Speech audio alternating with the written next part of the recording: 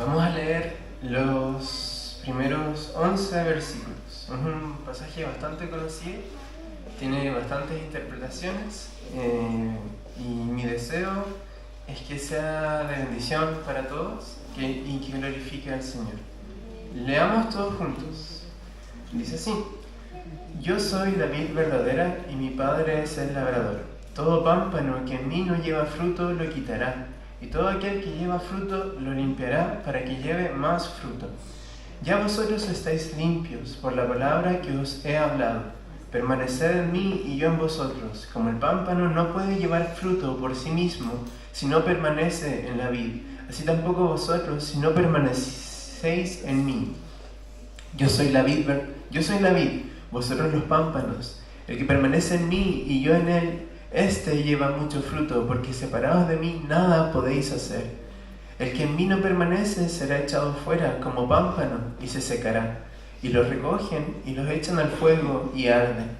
Si permanecéis en mí y mis palabras permanecen en vosotros, pedid todo lo que queréis y os será hecho. En esto es glorificado mi Padre, en que llevéis mucho fruto y seáis así mis discípulos. Como el Padre me ha amado, así también yo os he amado. Permaneced en mi amor. Si guardareis mis mandamientos, permaneceréis en mi amor, así como yo he guardado los mandamientos de mi Padre y permanezco en su amor.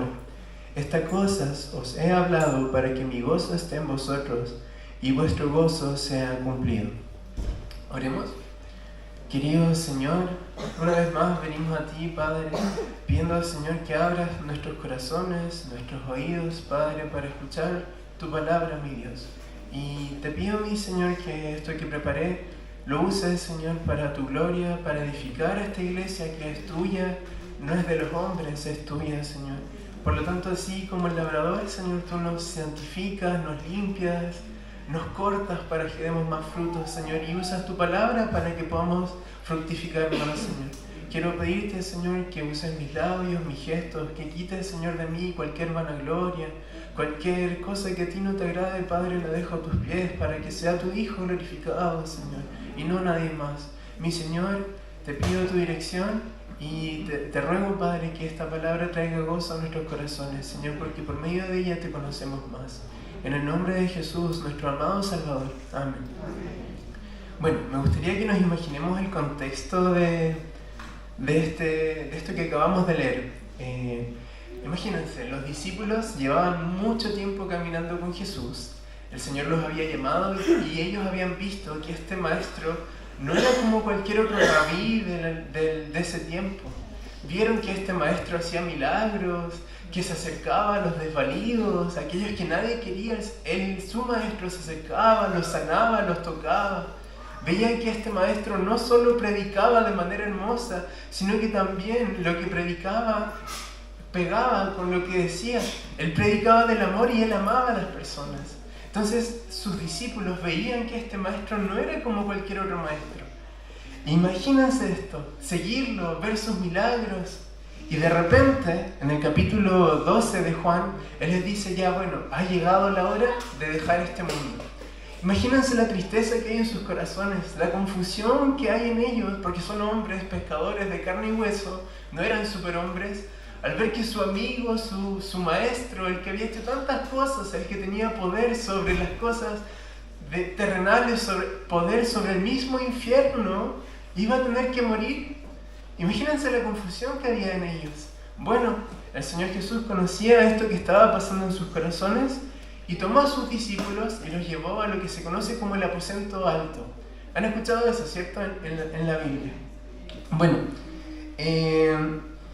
hay una diferencia. Nosotros sabemos que la Biblia tiene 4 evangelios, ¿cierto? Los primeros 3 son Mateo, Marcos y Lucas y se conocen como los evangelios sinópticos porque narran lo mismo pero de distintas perspectivas, ¿cierto? El Evangelio de Juan igual narra el ministerio de Jesús, pero le agrega algunas cosas que los otros 3 evangelios no tenían. Entonces vemos algunas diferencias. Por ejemplo, en los evangelios sinópticos, en este aposento alto, los discípulos se sirven el Cordero Pascual, pero Juan no incluye el Cordero Pascual.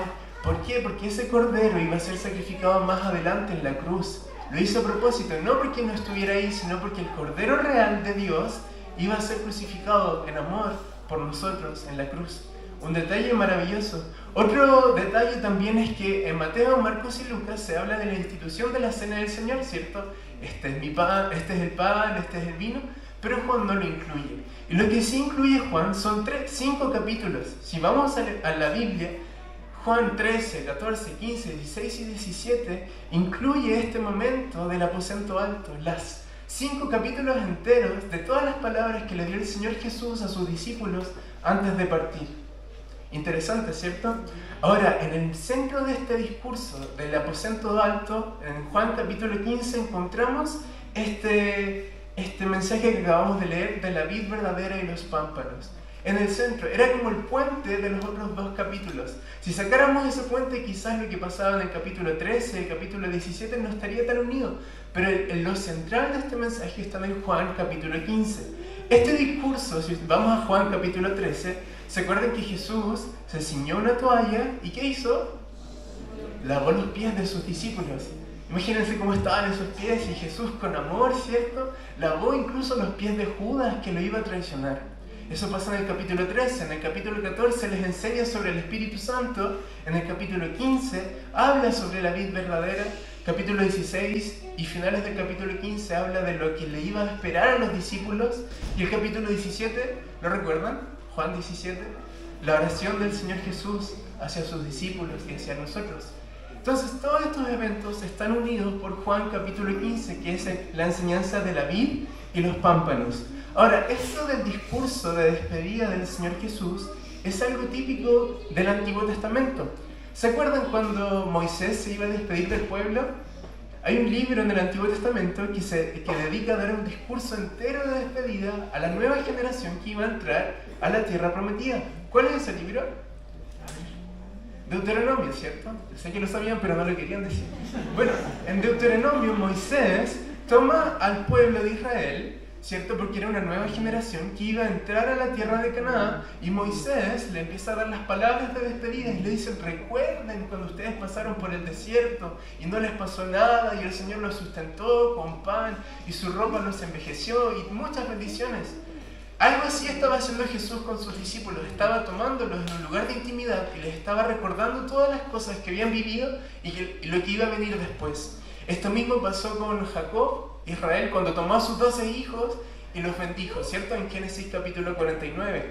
Y también David con Salomón. ¿Se acuerdan que David después ya estaba viejito, estaba en su cama, no se podía mover mucho, y llamó a Salomón a un lugar de intimidad y le dijo: hijito mío, mira, tú vas a hacer el templo, acá están los trabajadores, acá está todo el material, tú no te preocupes, tú solamente levanta el templo.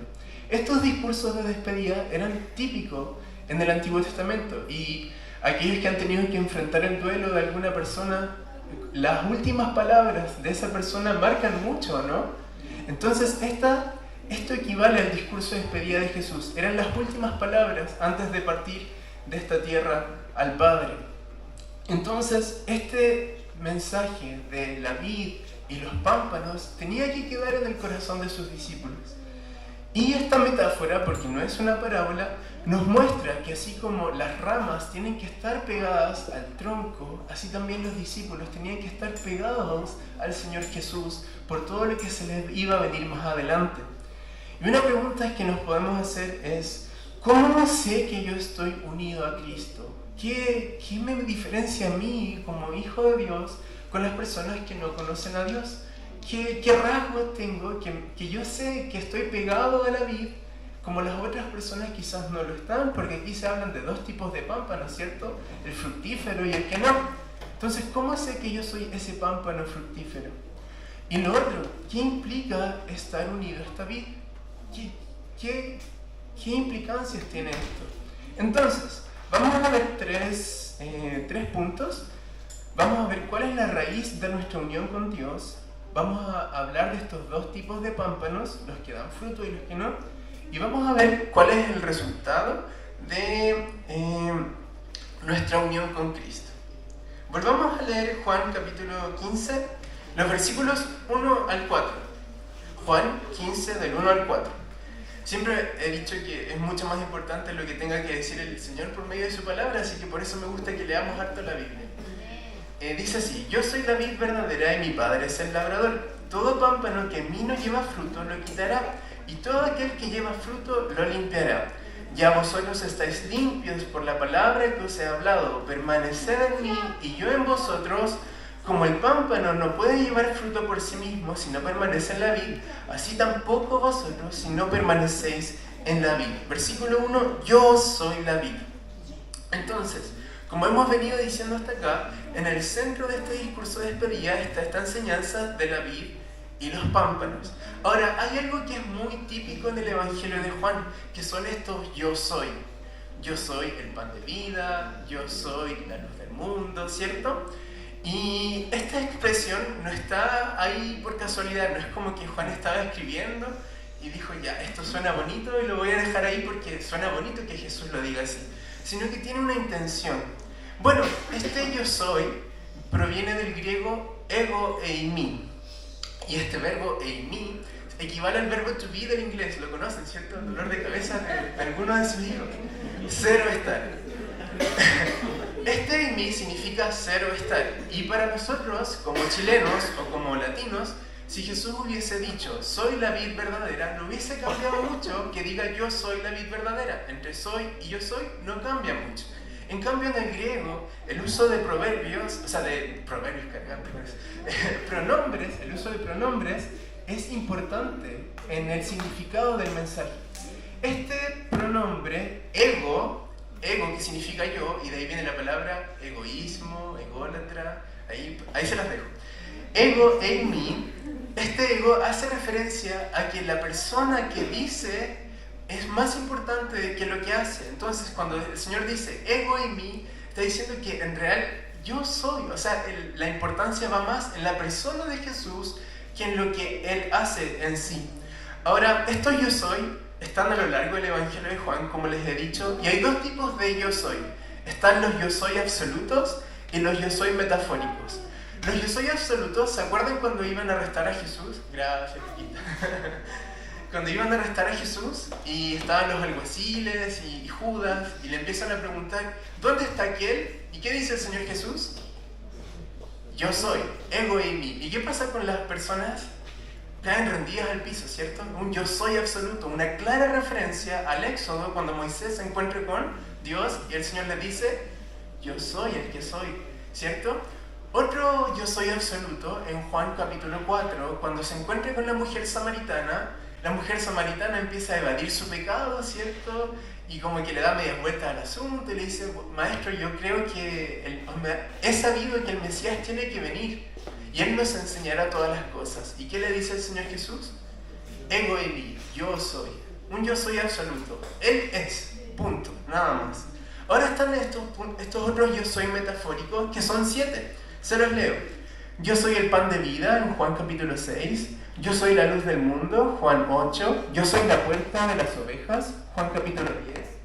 Yo soy el buen pastor, Juan 10. Yo soy la resurrección y la vida, Juan capítulo 11. Yo soy el camino, la verdad y la vida, Juan capítulo 14.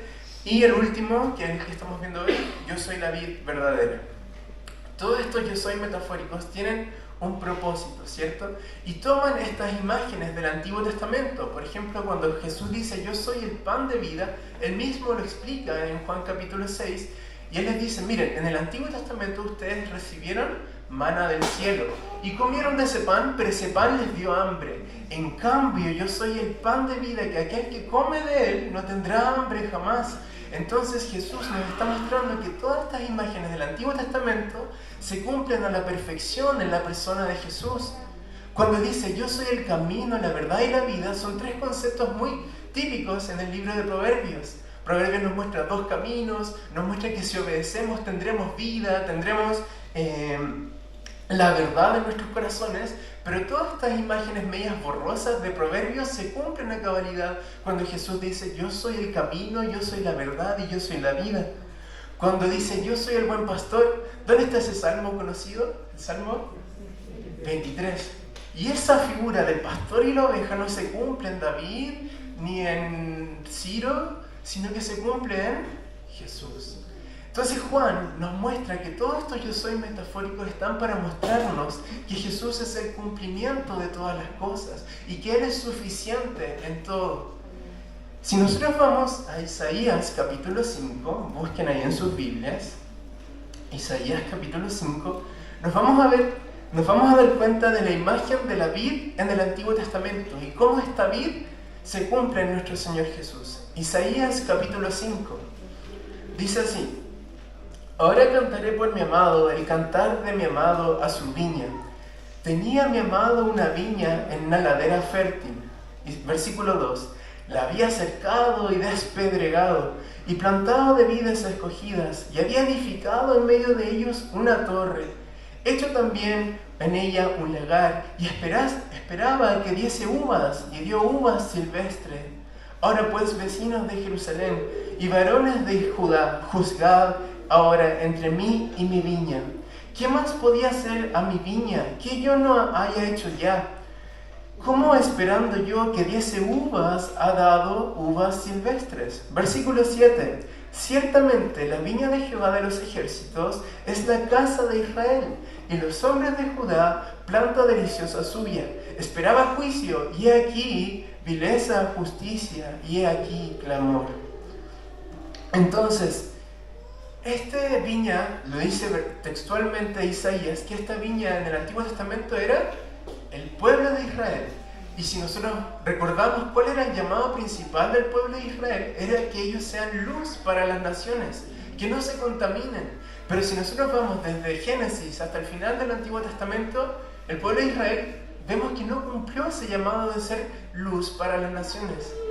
Pero vamos al Nuevo Testamento y vemos que Jesús dice: yo soy la vid, Él es la verdadera luz para las naciones. En Él se cumple el llamado que quería el Señor en el Antiguo Testamento, se cumple en nuestro Señor Jesús, y Él es la raíz de todas estas cosas. Ahora, al decirnos esto, Dios nos está mostrando que Jesús, al ser la vid, a ser el tronco, nos está diciendo a todos nosotros que Él realmente es el fundamento de la iglesia, y todos los pámpanos, todas las ramas, somos nosotros, los creyentes. Otra imagen de la vid en el Antiguo Testamento, Salmo 80, versículo 8, en la versión NTV: nos sacaste de Egipto como una vid, expulsaste a las naciones paganas y nos trasplantaste a tu tierra.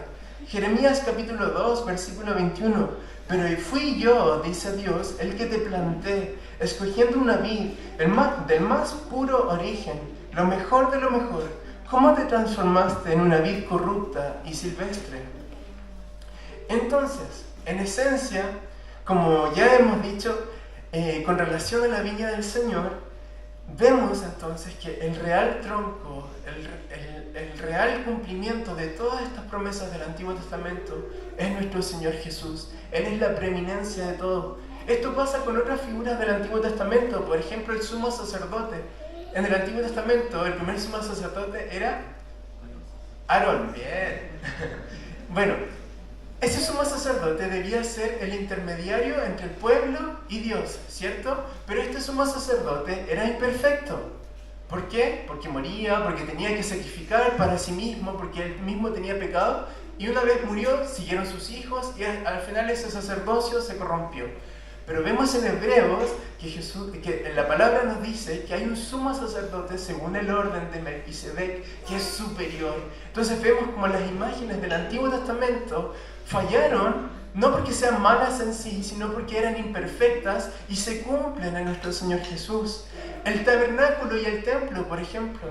Dios estableció el tabernáculo para tener comunión con el pueblo, después se transformó en el templo y después fue exportado a Babilonia, pero vemos que en Juan capítulo 1 dice que este verbo vino a habitar entre los hombres, y la palabra ahí en el original es tabernaculizó, o sea, Él vino a ser el tabernáculo que venía de Dios hacia nosotros para habitar y compartir con hombres pecadores como nosotros, y no juzgarnos, sino comprendernos, amarnos y purificarnos.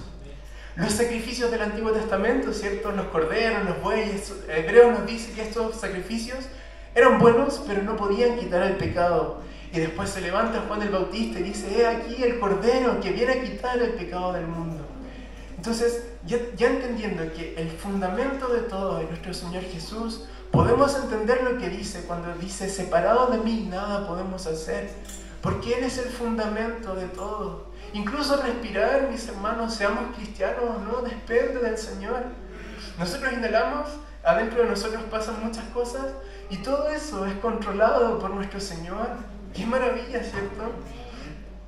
En otras palabras, como ya hemos dicho, esto de ser luz para las naciones se cumplía en nuestro Señor Jesús. Juan capítulo 1, versículos 4 al 5, el prólogo del Evangelio de Juan, dice: en Él estaba la vida, y la vida era la luz de los hombres. La luz en las tinieblas resplandece, y las tinieblas no prevalecieron contra ella. Aquella luz que alumbraba a todo hombre venía a este mundo. Entonces, teniendo presente todo esto, ¿qué implica realmente que Jesús sea la vid y el Padre sea el labrador? ¿Qué quiere decir todo esto? ¿Qué quiere decir todo esto en español? Ahora, imagínense que nosotros estamos dedicando un sermón entero de quizás 5 minutos nomás, pero estamos dedicando un sermón largo para tratar de entender esto, pero imaginemos sus discípulos que recibían un torrente de información, que Él era la vid, que tenía que ir al Padre, que Él y el Padre eran uno, pero en realidad Él estaba acá. Imagínense esta confusión en los discípulos. Ahora, gracias, Señor, por el Espíritu Santo, porque Él mismo lo dijo: si os dejare, no los dejaré solos, sino que vendrá a ustedes para que les enseñe todas las cosas. Miren, esto que Jesús sea la vid y el Padre el labrador nos muestra que Él, como ya he dicho, y lo vuelvo a repetir, Él es el fundamento de nuestra iglesia.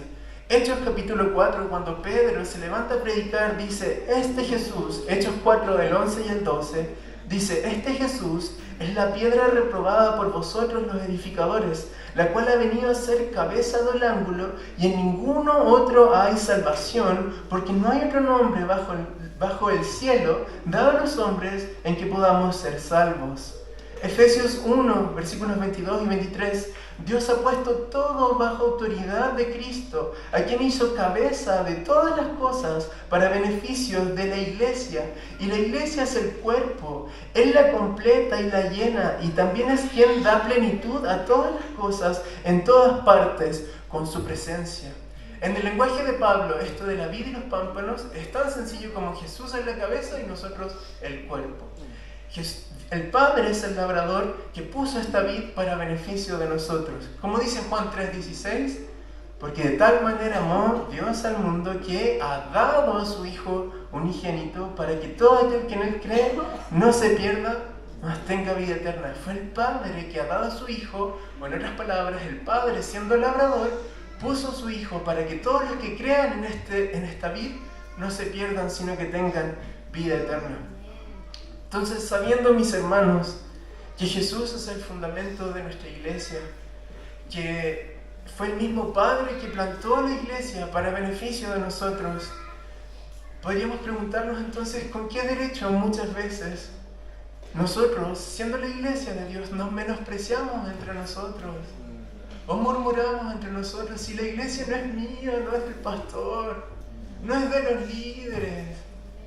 Es del Señor, y el Señor plantó esta vid para que nos amemos, no para murmurar, no para menospreciar. Fue Él el que la levantó y nos puso aquí para amarnos entre nosotros. Es el mismo Dios el que cuida de su iglesia. A veces nos enfocamos y nos esmeramos tanto en hacer actividades que son hermosas y preciosas, pero nos olvidamos que es Dios el que da el crecimiento. Debemos confiar en Él, porque Él limpia su iglesia, Él la purifica. Si seguimos en el Evangelio de Juan, si vamos a los versículos 5 al 10, vamos a ver otras cositas. Dice así, versículo 5 de Juan capítulo 15. Yo soy la vid y vosotros los pámpanos. El que permanece en mí y yo en él, este lleva mucho fruto, porque separados de mí nada podéis hacer. El que en mí no permanece será echado fuera como pámpano y se secará, y los recogen y los echan al fuego y arden. Si permanecéis en mí y mis palabras permanecen en vosotros, pedid todo lo que queráis y os será hecho. En esto es glorificado el Padre, en que llevéis mucho fruto y seáis así mis discípulos. Entonces, el Señor Jesús ahora le habla a sus discípulos y dice que hay dos tipos de pámpanos, que es lo que hemos venido diciendo hasta acá. Están aquellos pámpanos que permanecen y aquellos que no permanecen. Ahora, hay un detalle muy crucial en este discurso, y es que al inicio de este discurso de despedida, en Juan capítulo 13, nos vamos a dar cuenta de un detalle que marca todo el transcurso de este discurso. Juan capítulo 13, versículo 21, dice así. Juan 13, 21. Habiendo dicho esto, Jesús se conmovió mi espíritu y declaró: de cierto os digo, que uno de vosotros me va a entregar. Entonces los discípulos se miraban unos a otros, dudando de quién hablaba. Y uno de sus discípulos, al cual Jesús amaba, estaba recostado al lado de Jesús. A este, pues, hizo señas Simón Pedro para que preguntase quién era aquel de quien hablaba. Él entonces, recortado cerca del pecho de Jesús, le dijo: Señor, ¿quién es? Y respondiendo Jesús: a quien yo diera el pan mojado, aquel es. Y mojando el pan, lo dio Judas Iscariote, hijo de Simón. Después del bocado, Satanás entró en él. Entonces Jesús le dijo: lo que vas a hacer, hazlo pronto. Pero ninguno de los que estaban a la mesa entendió por qué le dijo esto, porque algunos pensaban, puesto que Judas tenía la bolsa, que Jesús le decía: compra lo que necesitamos para la fiesta, o que diese algo a los pobres. Versículo 30. Cuando él pues hubo tomado el bocado, luego salió y era ya de noche. Entonces, este es un detalle muy importante en el discurso del discurso final de nuestro Señor Jesús. Este discurso empieza de cierta manera después de que lavó los pies. Judas se fue y se fue de noche. En otras palabras, lo que nos muestra esto es que Jesús, cuando le habló a sus discípulos de la vid y de aquellos pámpanos que permanecen y los que no, tenía en mente a Judas, que se había ido y se había ido de noche. En otras palabras, Judas representa a aquellos creyentes o aquellas personas que han probado del Evangelio, que han escuchado y se han alejado, que serían estos pámpanos que no permanecen. En cambio, los discípulos que estaban ahí con él, escuchando, quizás con sus dudas, ahí estaban con él permaneciendo. Ahora, uno de los puntos centrales del Evangelio de Juan es este concepto de creer. La palabra creer, el que cree en mí, y así muchas otras oraciones. Esta palabra creer, yo estaba leyendo el Evangelio de Juan y me dijeron que uno tenía que ir uno por uno tratando de encontrar la palabra, y le conté. La palabra creer aparece 75 veces según mi cálculo, pero después fui a ChatGPT y dijo que salía 95 veces, entonces no sabía quién creerle, pero yo me quedo con mi estudio. Bueno, la palabra creer aparece 75 veces, amén. Y es por algo que Juan quiere hacernos entender. Este creer no es... Muchos dicen creer en Dios, pero Juan quiere hacernos entender que este creer no es solamente una vocación de labios, porque si nosotros vamos a la plaza de Coyhaique, por ejemplo, y preguntamos quién cree en Dios, varios dirían que sí, que creen en Dios, como pasa en el Evangelio de Juan. Muchos decían creer, pero en realidad algo le faltaba a esta fe. Juan lo escribe, Juan capítulo 20, versículo 31. Pero estas cosas se escribieron para que ustedes continúen creyendo que Jesús es el Mesías, el Hijo de Dios, y para que al creer en Él tengan vida por el poder de su nombre. En otras palabras, vemos a Judas que se fue de noche, ¿cierto? Y las tinieblas y la luz era algo típico en el Evangelio de Juan. Judas se fue de noche. Y entonces podríamos decir que todos estos que andan en oscuridad, que no permanecen, que rechazan el mensaje del Señor Jesús, serían aquellos que no permanecen en la vida. Por el otro lado tenemos a los discípulos, como ya hemos dicho. Entonces, vamos a analizar primero cuáles son estos pámpanos que se alejan del Señor, aquellos pámpanos que no permanecen. Les invito a buscar igual en sus Biblias, Juan capítulo 8. Juan capítulo 8, para que veamos un ejemplo claro de cuáles son estos pámpanos que no permanecen.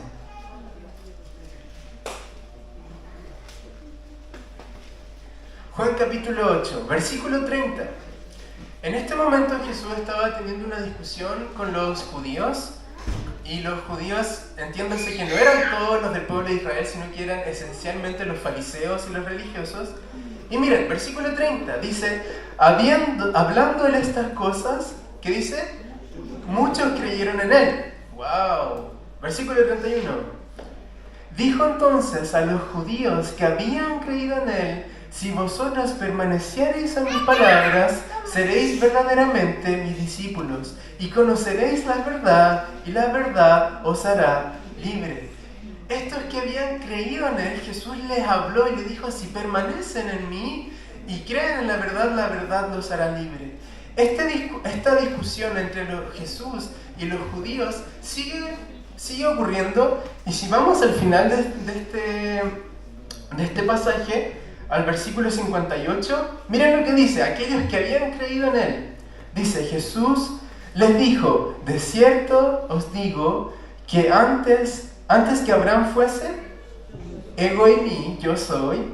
Y 59, tomaron entonces piedras para arrojárselas, pero Jesús se escondió y salió del templo y atravesando por en medio de ellos se fue. Estos que habían dicho creer en el Señor Jesús en el versículo 30 terminaron tomando piedras para querer apedrear al Señor Jesús. ¿Creían o no en él? Al parecer no. Rechazaron su mensaje, ¿cierto? Tomemos otro ejemplo. Vamos 2 capítulos antes. Juan capítulo 6, muy conocido, cuando Jesús dice que Él es el pan de vida. Juan capítulo 6, versículo 14, dice así. Aquellos hombres entonces, viendo la señal que Jesús había hecho, dijeron, este verdaderamente es el profeta que había de venir al mundo. Entonces ellos vieron la señal de la multiplicación de los panes y los peces y dijeron, este es el profeta que Moisés dijo en el Antiguo Testamento. En él es, creemos en él. Pero si vamos al versículo 25, dice así. Y hallándole al otro lado del mar, le dijeron, Rabí, ¿cuándo llegaste acá? Respondiendo Jesús y les dijo, de cierto os digo, que me buscáis no porque habéis visto las señales, sino porque comisteis el pan y os saciasteis. Versículo 27, trabajad no por la comida que perece, sino por la comida que a vida eterna permanece, la cual el Hijo del Hombre os dará, porque a este ha señalado el Padre. Versículo 28, miren, les dice, entonces, ¿qué debemos hacer para poner en práctica las obras de Dios? Versículo 29, respondiendo Jesús, esta es la obra de Dios, que creáis en el que Él ha enviado. Vemos entonces que algo faltaba en su fe y que en realidad no creían, sino que estaban buscando ser saciados sencillamente y sabían que Jesús les estaba dando todo lo que querían, pero cuando el Señor los llamaba a dar un paso más, a tener una unión con Él, ellos rechazaban el mensaje. De hecho, si vamos al versículo 66, Juan 6:66, dice así. Desde entonces, muchos de sus discípulos volvieron atrás y ya no andaban con Él. Vemos entonces que el creer no es solamente decir yo creo en Dios, sino que es una unión con el Señor Jesús. Es decir, yo pude haber dicho que creía en Jesús, yo pude haberme bautizado, podría estar predicando incluso con un traje y aún así no haber creído en el Señor Jesús realmente. Porque todas estas cosas que hacemos, como venir a la iglesia, bautizarnos, tomar la Santa Cena, son símbolos externos, pero no representan realmente lo que hay en mi corazón. Yo le explicaba el otro día a los jóvenes que, claro, yo estoy casado con mi esposa y tengo unos anillos bastante caros que me costaron mucho en su tiempo. Y yo los llevo para todos lados, ¿cierto? Y esto representa que yo estoy casado con mi esposa, ¿cierto? Pero estos son solamente 2 pedazos de metal si yo soy un déspota con ella. No, podría estar incluso firmado por el registro civil, haber recibido la bendición del pastor y todo lo demás, pero si yo no la amo, yo no la cuido, entonces ese amor no es real.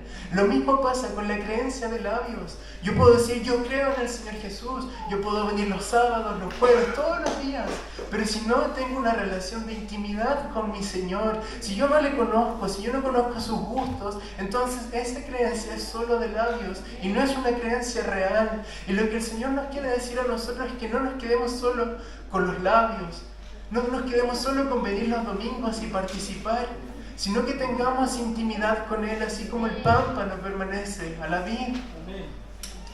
Que el Señor nos ayude, ¿cierto? Bueno, este pasaje de Juan 6 continúa y a mí me llama la atención porque acabamos de leer que muchos se fueron y yo, siendo Jesús, hubiese dicho: ay, chuta, se están yendo, mejor voy a cambiar el mensaje para que no se vayan, para que mejor se queden conmigo. Pero leamos el versículo 67, dice: dijo entonces Jesús a los 12: ¿queréis acaso iros vosotros? Súper fuerte, ¿cierto? Pero esta respuesta que da Pedro es la respuesta de cualquier hijo de Dios que ama y que conoce al Señor. Versículo 68, le respondió Simón Pedro: Señor, ¿a quién iremos? Si tiene... Disculpa, estoy un poquito ciego. ¿A quién iremos? Tú tienes palabras de vida eterna y hemos creído y conocemos que tú eres el Cristo, el Hijo del Dios viviente. ¿Podemos decir eso nosotros con Pedro? ¿A quién iremos, Señor? Si solamente tú lo tienes todo, Señor, de ti depende mi vida, de ti depende todo lo que hago. ¿Podemos decir eso con Pedro? Y no solo decirlo, sino vivirlo en nuestro día a día, no solo en la iglesia, sino de lunes a sábado. ¿Lo podemos decir? Obviamente, mis hermanos, ninguno de nosotros es perfecto, ¿cierto? Todos cometemos errores, todos pecamos, y justamente por eso vino nuestro Señor Jesús, ¿cierto? A salvar a pecadores, a limpiarlos, a santificarlos para su gloria. ¿Somos parte de la vid que permanece o de la que no permanece? Que el Señor nos guíe. Bueno, entonces, ya hemos visto que hay pámpanos que no permanecen, ¿cierto? Ahora vamos a ir a los pámpanos que sí permanecen, para que no nos quedemos tristes, ¿cierto? Juan capítulo 15, versículo 5, en la versión NTV dice: ciertamente yo soy la vid y ustedes son las ramas o los pámpanos.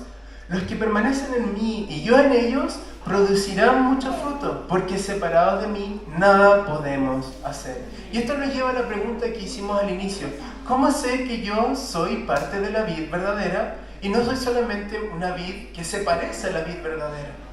¿Qué me diferencia? Bueno, el versículo 7 nos dice algo interesante. Versículo 7 de Juan capítulo 15 dice: si permanecéis en mí y mis palabras permanecen en vosotros. Ahora si vamos al versículo 10, dice: si guardares mis mandamientos, permanecéis en mi amor. Dos palabras que son sinónimos: mis palabras y mis mandamientos. Llevándolo al lenguaje actual, la palabra. Entonces, uno de los rasgos principales de una vid que permanece en el tronco es que ama la palabra de Dios. Podemos decir muchas cosas, podemos leer incluso muchos libros de teología sistemática, aprender el griego, muchas cosas bonitas, pero si yo no amo la palabra de Dios, entonces no soy una vid. Yo no soy la vid, yo no soy el pámpano que permanece en la vid. Es un rasgo distintivo de los hijos de Dios.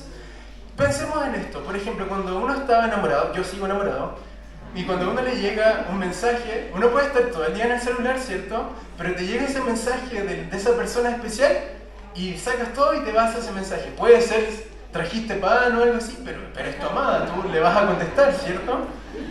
Bueno, con los jóvenes igual pasa. Yo veo que los chicos pasan y pasan en su celular y el papá le habla, la mamá le habla, no, da lo mismo.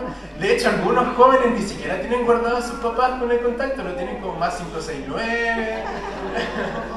Y ahí está, pero le habla a esa personita y ahí empiezan a sonreír, ¿cierto? Y ahí contestan todos los mensajes. Bueno, nosotros amamos la palabra de Dios no porque sea una bella obra literaria, no porque nos muestre cosas históricas, sino por quien la inspiró y porque esto nos muestra al Señor Jesús, ¿cierto? Si yo amo a mi Señor, yo le voy a querer conocer y este es su mensaje para mí y yo lo voy a tratar de disfrutar al máximo, ¿o no? Y esto me llama la atención muchas veces de la iglesia de hoy. Muchos creyentes y sinceros creyentes conocen muchas cosas, por ejemplo de fútbol, cuál es la formación del último equipo, cuánto mide, cuánto pesa estos hombres, de las novelas, o no sé, los partidos políticos, quién va por acá, quién va por allá. Pero ¿cuándo fue la última vez que memorizamos un versículo bíblico? O a veces incluso las maestras de escuela dominical y los de los jóvenes hacen tremendo esfuerzo para que los niños memoricen versículos, traigan su Biblia, le llevan un registro Y yo me pregunté, ¿qué pasa si hiciéramos eso acá? ¿Quién trajo la Biblia? ¿Quién memorizó un versículo? ¿Cierto? A veces somos súper demandantes con los pequeños, pero a veces tenemos que igual mirarnos a nosotros los grandes. A veces decimos, oye ya, pues estoy todo el día en el celular. Y a veces, ¿cuántas veces el Señor nos quiere hablar y estamos horas y horas ahí sin escuchar su voz? Entonces, el Señor nos llama a nosotros igual a autoexaminarnos, mis hermanos, con humildad, porque todos pecamos, ¿cierto? Bueno, entonces, hemos visto que uno de los rasgos característicos de los pámpanos que permanecen son aquellos que aman la palabra de Dios. Aquellos que realmente la disfrutan. No se trata de estar todos los días de cabeza, pero al menos hacer el intento de leer aunque sea un párrafo, un versículo todos los días. No basta con dejar la palabra abierta en el Salmo 23, ¿cierto? A la entrada de la puerta o sacar el pancito de vida, sino que el Señor quiere una unión con nosotros por medio de la palabra. Ahora, no está mal tener la Biblia en la entrada, es bonito, es una buena forma de decir que somos cristianos. Pero la idea es sacarla de ahí y leerla, ¿cierto? Ahora, esto nos lleva a pensar en algo. El Salmo 135, versículo 18 dice: semejantes a ellos son los que lo hacen, y todos los que en ellos confían. En este Salmo, el Salmo 135, David está hablando de los ídolos y dice, ellos tienen oídos pero no escuchan, tienen boca pero no hablan, y así sucesivamente. Y termina diciendo que aquellos que confían en estos ídolos serán semejantes a ellos. Es decir, a lo que yo más le dedique tiempo va a ser a lo que yo más me parezca. Si yo paso todo el día viendo series, probablemente mi lenguaje y todo mi ser va a demostrar eso. Pasa mucho con la música, aquellos jóvenes que escuchan música cierto un poco más depresiva y se visten de negro. Es porque la escuchan todo el día, no los estoy juzgando para nada, pero es lo que sale de su corazón, es lo que consumen todos los días. Quizás son tremendas personas, de hecho uno conversa con ellos, son súper simpáticos, pero lo que consumen afecta a su corazón, ¿cierto? Si yo paso todo el día viendo partidos de fútbol, de eso voy a hablar. En cambio, si yo paso tiempo con mi Señor, si yo oro y yo hablo la palabra, eso va a salir de mi boca también. No se trata de ser religioso. Algunos dicen, ¡ay, que te pones canuto! Pero es simplemente ser un hijo de Dios, mis hermanos. Si yo amo a mi Dios, voy a hablar de Él. Cuando yo era chico, mi mamá me compraba un sacapuntas, yo mostraba el sacapuntas por todos lados. Bueno, lo mismo, si mi Señor me regaló salvación, me regaló una vida nueva, me regaló su palabra, ¿cómo no voy a hablar de mi papá si Él me ama? Bueno, por eso Jesús en Mateo 22, 37 dice: amarás al Señor tu Dios con todo tu corazón, con toda tu alma y con toda tu mente. Ahora, es súper importante el orden de las palabras, porque dice amarás al Señor con todo tu corazón primero. No es primero la mente o la fuerza, sino que es con tu corazón. En esencia, si el Señor tiene mi corazón, va a tener mis manos también. Si el Señor tiene mi corazón, va a tener mi lenguaje. No diré tantas garabatos como sería decirlo antes, porque el Señor me corrige. Si el Señor tiene mi corazón, tiene mis ojos. No voy a andar viendo cosas raras en el internet cuando nadie me ve, ¿cierto? Porque el Señor tiene mi corazón y va a tener todo lo demás. ¿Amén? Bueno, vamos entrando al final de este mensaje. Y me gustaría que, como les dije al principio, este mensaje se basa en el discurso de despedida del Señor Jesús. Si nosotros vamos al capítulo 13, al primer versículo, así parte su discurso a nuestro Señor. Juan 13, versículo 21. Este versículo marca todo el resto del mensaje, desde Juan 13:1 a Juan 17. Dice así: antes de la fiesta de la Pascua, sabiendo Jesús que su hora había llegado para que pasase de este mundo al Padre, como había amado a los suyos que estaban en el mundo, los amó hasta el fin. Así empieza este discurso de despedida. Los amó hasta el fin. Ahora, a nosotros nos cuesta entender esta frase de que nos amó hasta el fin, porque nosotros somos humanos. Y por ejemplo, cuando nosotros ayudamos, cuando nos piden dinero, por ejemplo, yo no le voy a pasar mi cuenta bancaria a la otra persona. Sería necio, ¿cierto? Porque tengo que proveer para mi familia y muchas otras cosas, ¿cierto? Nosotros ayudamos de la mejor manera que podemos, con excelencia, pero tenemos que guardar para nosotros para ser sabios, y es normal y no está mal. La Iglesia Católica dice dar hasta que duela, pero la Biblia dice dar con un corazón alegre, que es totalmente distinto. Bueno, con Jesús no pasa esto. Cuando Jesús se entregó a sí mismo, no se guardó nada para Él. Es como que Él estaba al borde de un acantilado y se dejó caer solo por amor a nosotros. Imagínense Mateo 26:35, cuando sus discípulos le estaban cuestionando, Él les dice: ¿acaso piensas que no puedo ahora orar a mi Padre y que Él no me daría más de 12 legiones de ángeles? Él pudo haber pedido a sus ángeles que lo defiendan, pero dijo que no, porque Él recibió el peso del pecado por amor a nosotros, por completo. No dejó nada. Él en la cruz recibió toda la ira de Dios que merecía para nosotros, por amor a nosotros. No se guardó nada. Lucas capítulo 22, versículo 24. ¿Recuerdan lo que oró Jesús? Padre, si quieres pasa de mí esta copa, pero no se haga mi voluntad, sino la tuya.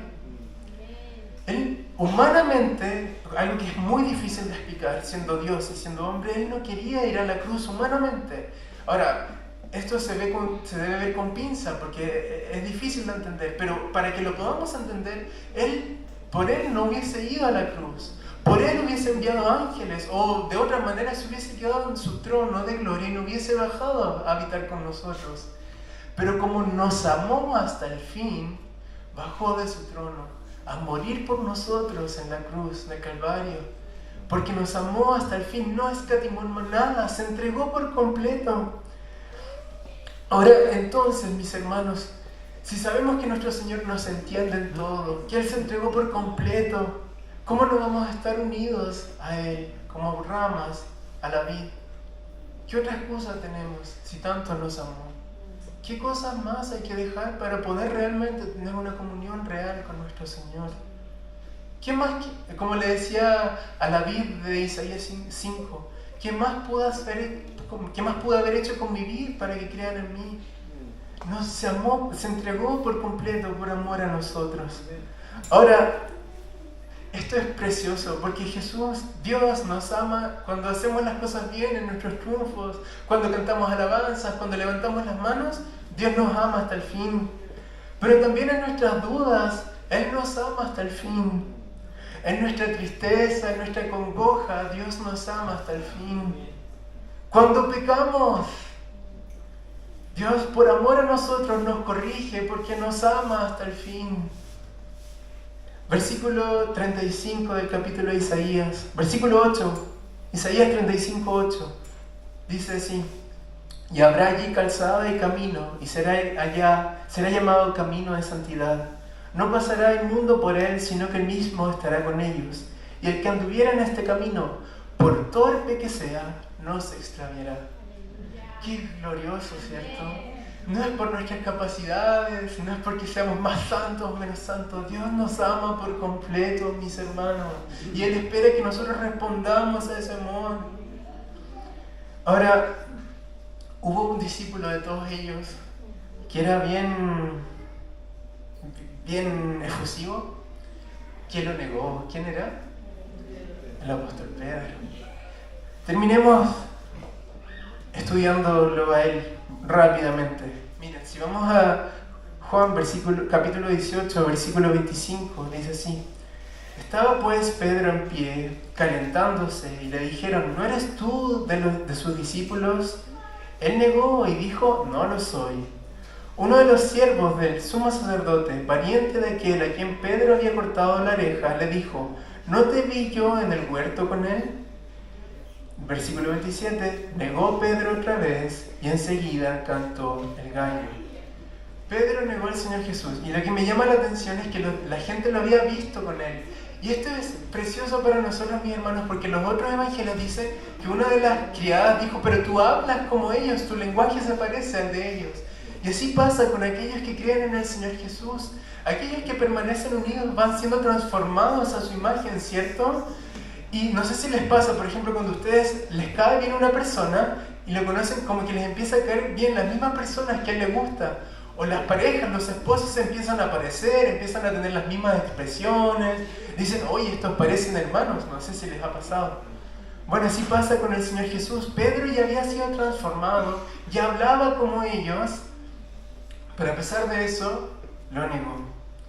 Pero si vamos más adelante, a Juan capítulo 21, y con esto ya vamos cerrando. Juan capítulo 21, una vez que Jesús ya había resucitado entre los muertos,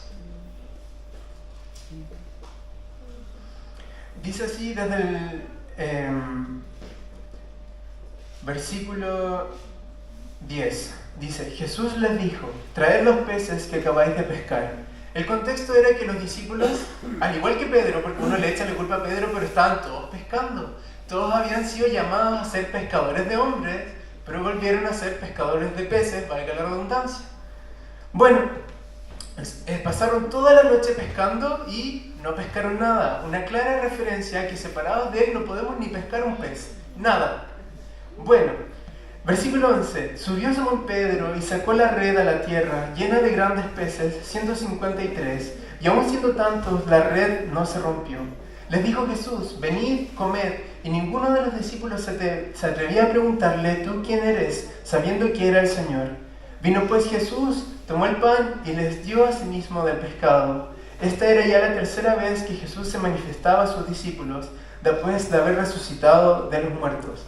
Lo que me llama la atención de aquí es que el Señor Jesús lo estaba esperando con un desayunito, como un papá.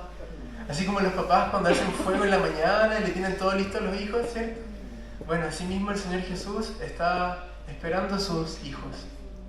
Ninguna palabra de reprensión, ningún ¿por qué me negaron?, ¿por qué me dejaron solo? Les dijo: siéntense a comer conmigo. Qué lindo que es nuestro Señor, ¿cierto? Cuando pecamos, es como que a veces pensamos que Él está ahí con su dedo castigador y con el ceño fruncido, pero Él no es así, mis hermanos. Él nos vuelve a levantar. Él levanta nuestras cabezas en nuestros pecados, mis hermanos. Y después tiene un diálogo cercano con Pedro. Versículo 15. Cuando hubieran comido, Jesús dijo a Simón Pedro: Simón, hijo de Jonás, ¿me amas más que estos?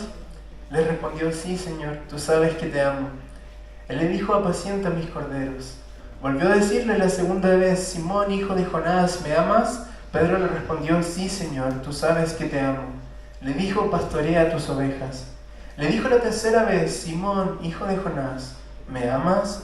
Y Pedro se entristeció de que dijese la tercera vez: ¿me amas? Y le respondió: Señor, tú lo sabes todo. Tú sabes que te amo. Jesús le dijo: apacienta mis ovejas. Esto fue una especie de reto del Señor Jesús a Pedro, pero no fue reprendiéndolo, reprochándole. ¿Me amas, Pedro? Si me amas, apacienta las ovejas. En otras palabras, en el lenguaje de la vid, si me amas, guardaréis mis mandamientos.